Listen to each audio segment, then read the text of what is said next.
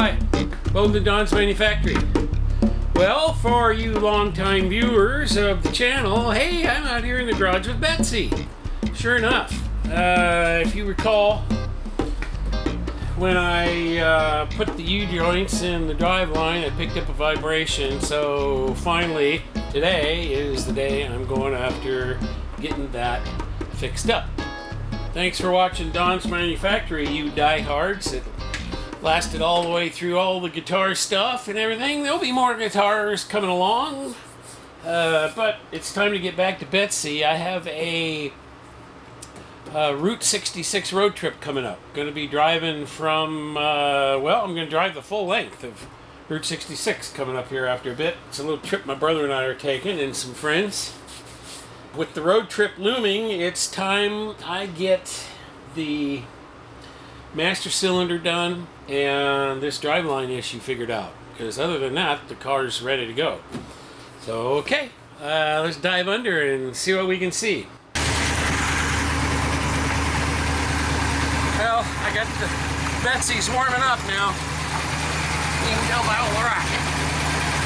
And let me get the light over here. I just want to see if I can see any run out. Just sitting here running it.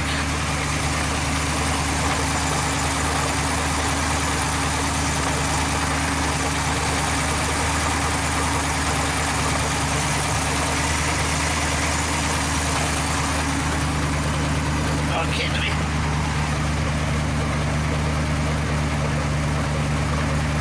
not really seeing any major run out.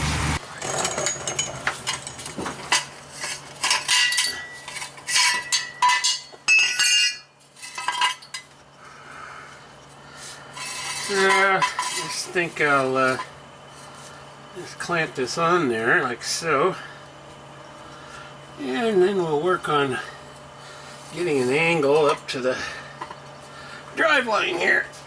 Sorry you can't see anything, but that's just the nature of the beast. I get under the car and you guys are just gonna be in the way. Now, let's see if I can do this without burning my hands. Ouch! Whoops. Dang it, I'm hitting the weight. I need to move the whole assembly back this way. There we go. I know you guys. Anyway, let me just get you around here. See, there's the setup. See if I can get you level. There we go. There's the setup. And now for the rotation.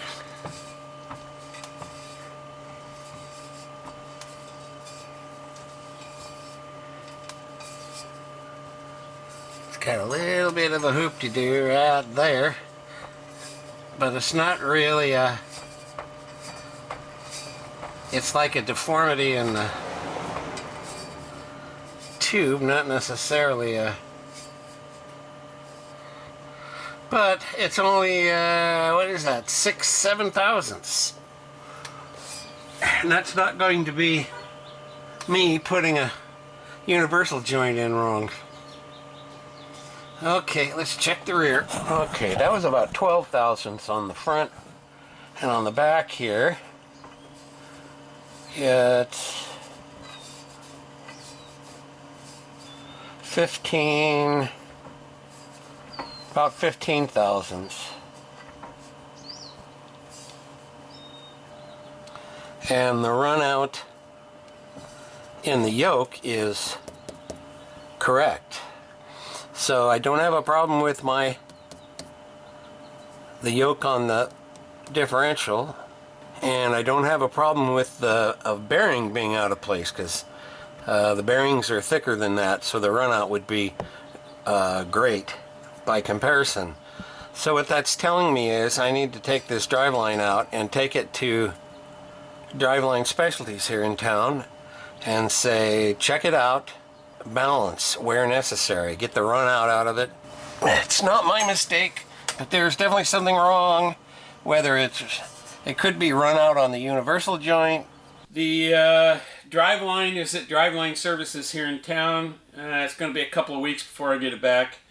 So she's kind of stuck on stands here until that time. Unless, well, I could let it down so I could push it out, do other stuff. But squirrels are trying to invade my shed, so there will be a slight pause in work on Betsy while I go out there and put squirrel-proof screening on the bird blocks up in the rafters there. I was going to start this, which is my Willwood master cylinder dual reservoir. The rats have figured out a way into the shed, chewing through the 2x4. Pretty great, huh? All this sawdust on the floor. You can see I installed the bug screen and the heavy duty screen, keep that bugger out. And here I just pulled the door so I could shave the bottom. You know, make it easy for the wife to open up. It was kind of hanging up. Well, that little rascal has now started 2 new holes over here. That means I have to take stuff off the mez up there and get heavy duty screen on the rest of these holes, and it probably means I need to do the ones on the other side too. He just really irritates me because he goes around and he pokes holes. He takes the bug screen off, so you know, I'll get bees and all kinds of bugs living inside the shed if I don't get that screen back on there. And even on this one over here that I plugged, he sat there and chewed away the bug screen. Of course, he can't get in because of the heavy duty screen, but he still ruined that bug screen there. It's very, very annoying. So I think I'm going to have to get me a pellet pistol and redistribute his atoms. Yep, sure enough. See here on the back side, he's starting to chew as well. So I guess I won't be working on the Mustang today. Well, you've seen this before. I did get a new case. The one that had the grooves worn in it is right here. So I picked up a new case and built up the 3.0 gears in it, and they are all torqued, pattern set, new seal and bearings and everything. So the 3.0s are ready to go. I'm thinking I might use these on the Route 66 cruise we're going on later this year. Well, surprise, surprise. Driveline service called me up and they had my driveline done on one day. And they were telling me 2 weeks. Battery is low on the Mustang. That doesn't surprise me, so I got the charger on it. But I've already got the driveline back in the car, and I just got to put her on the ground and take her for a road test. So let's get at that, huh? Well, hello there.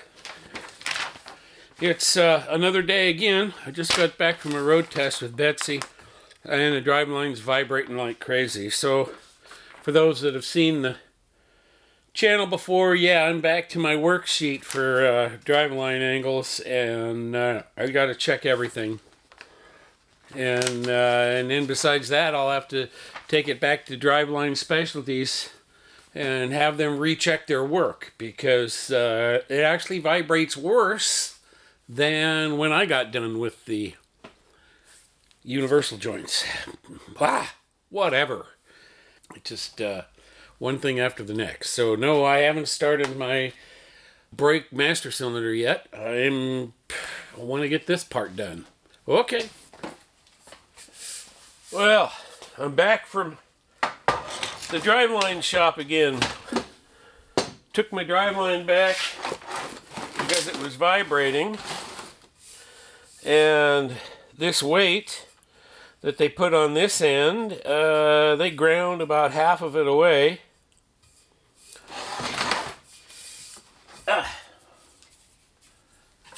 And on this end here, it didn't have a weight on it, and now it's got 2 weights welded on right there. Obviously, it's either balanced wrong now or it was balanced wrong the last time they did it. Whatever. I'm going to go slap it in and see how it works. One thing I did notice, this is a little odd here. Let me get the camera down here. Dang it, my universal joint is catching the handle on this bag. There we go. Let me aim you guys down here. Now this is a little weird. One of the things I did to test this was when I was in the car, is I put a dial indicator right here on the universal joint. No, it was here. And then I wiggled it. And this yoke is loose in the back of the transmission, and it's got 25 thousandths of play, and it tilts when you do it. It's not like doing this, it's doing that. So it makes it look like there's no bushing in the back of the extension housing, and the only thing that's holding this yoke is the splines. And if you look at it, I don't know, let me get you off of the... Okay, it's going to be noisy, but here we go.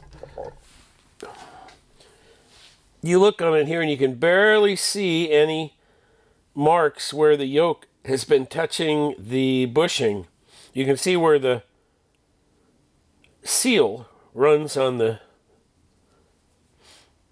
shaft here. You know, as the suspension goes up and down, it's got a travel here that it's running on. But up here where the bushing is, there's almost no trace that it's even touching the bushing. And this has 3,000 miles on it, so there should be a sign of it actually touching the bushing and spinning on it. But there's really not. So, I mean, there's just a little bit of a trace, but I think maybe that happened when it was vibrating. So I'm wondering if this brand new transmission I've got doesn't have an extension housing bushing in it. I'll have to see. I got to get a flashlight that I can see up inside there well enough to see if that bushing is actually in place. I went ahead and ordered a bushing and a seal for the back of the tranny. Unfortunately, for this bushing to be replaced, I have to pull the transmission and disassemble it, because that bushing is pressed in really hard and they don't make any special tools for pulling it out inside when it's still in the car. On the upside, yes, they did fix it for me, but on the downside, I had to take it back and complain. And they have two different machines. One machine said it was balanced and the other machine said it was off. So I kind of made a suggestion that they should probably calibrate their machines if that is true. I mean, it was either the operator or the machine, depending on what the heck happened. So, I don't know. Just weird. The whole thing's kind of weird. That's enough explaining. It's been rebalanced, so I'm going to go put it in and drive it. So I thought I'd show you this little sheet right here. If you've been watching my channel, you saw these three here of where the driveline was and where I ended up. This is what it measured when I first put the springs in.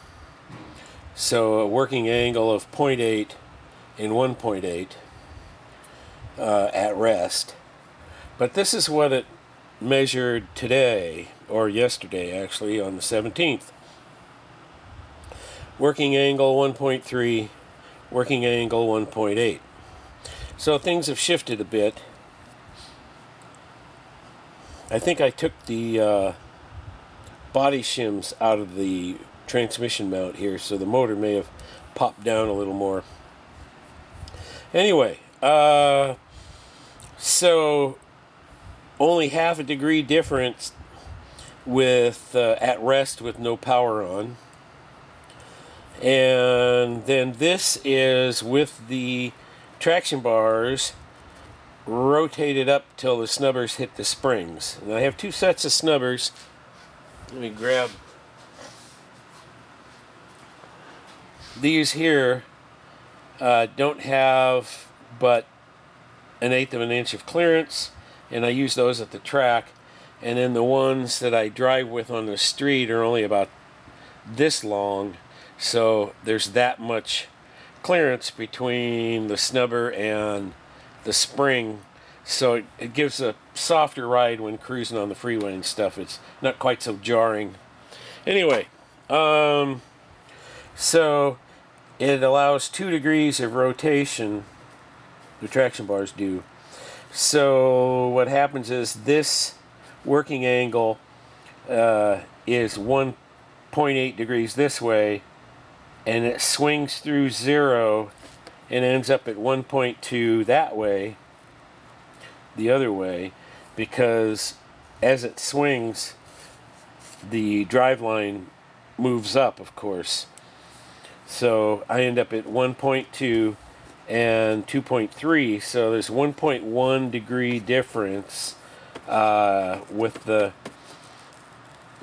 I'll call them street snubbers on there, and the these snubbers here limit the rotation to just 2 or 3 tenths. So the angles are almost identical at the track, which is the idea, is to have it perfect when doing the hard acceleration. Anyway, that's what I had worked out. These angles are not enough to cause vibration in the driveline, so it had to be them in their balance. Okay, we're about to find out.